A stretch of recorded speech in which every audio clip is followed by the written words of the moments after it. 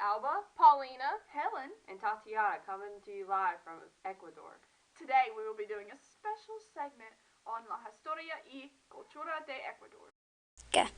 The native people of Ecuador grew crops of maize, beans, potatoes, and squash. They kept dogs and guinea pigs for meat. Many of them were skilled potters and metal workers in gold, silver, and copper. However, in the late 15th century, they were conquered by the Incas. The Spaniards first sighted the coast of Ecuador in 1526, and they soon turned to conquest. The Spaniards conquered Ecuador in 1534. The Spaniards founded the city of Quito on the remains of a captured Inca city. However, the diseases brought by the Spaniards, especially smallpox, killed many more of the native people than the soldiers. With no resistance to European diseases, the people of Ecuador were decimated. Meanwhile, much of the land and people of Ecuador were shared out among the Spaniards. They owned large estates which were worked by the native people who were serfs. The Spanish also brought slaves from Africa to Ecuador to work on sugar plantations. However, as fun as slavery was, it was abolished in Ecuador in 1851.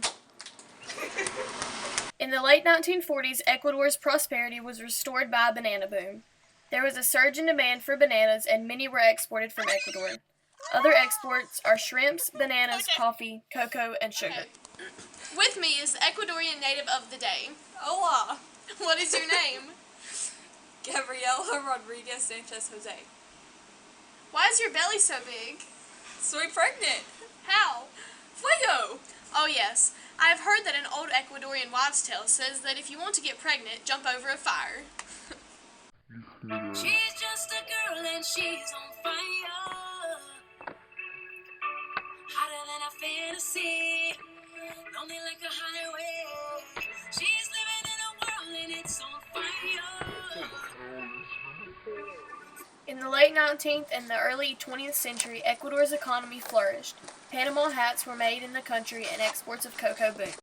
Ecuador has a long history of economic and political difficulties. For example, in 1859, the country split into two different regions. Wow, Paulina, thank you for that wonderful information. And for the beautiful hats! And bananas! Ecuador es muy bonita. Always remember that Ecuador is the tuna capital of the world. Tuna next week!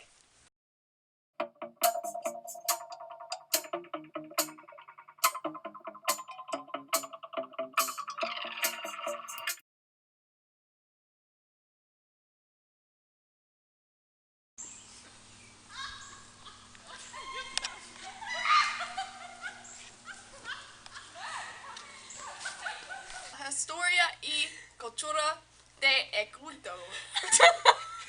Coming to you live from Ecuador.